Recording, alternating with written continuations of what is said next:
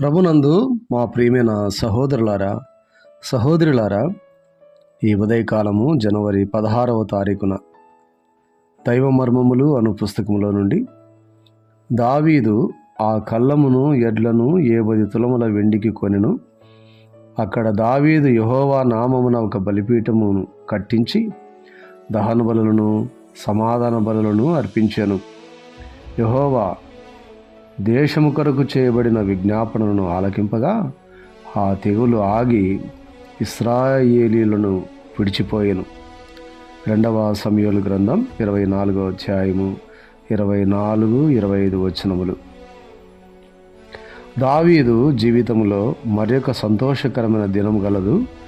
అది దేవుడు దావీదును యెబూసీయుడైన అరౌనా కళ్ళమునకు తెచ్చిన దినమే.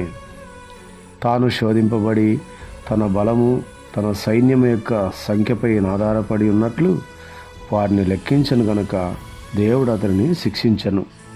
యెబూసీయుడైన అరౌనా కళ్ళమునొద్ద దావీదు పశ్చాత్తాపపడెను. అది ఎంతో పరితాపకరమైన పాపమైనను దేవుడు దావీదును క్షమించెను. అందువలననే అది దావీదు జీవితంలో ఎంతో సంతోషకరమైన దినము. నీ జీవితంలో కూడా దేవుని చిత్తమునకు అవిధేయుడవై అంధుడవై చేసిన గొప్ప పాపము క్షమింపబడిన దినము నిజముగా గొప్ప సంతోషకరమైన దినము కాదా? దేవుడు ఈ మాటలను దీవించునుగాక. ఆమేన్.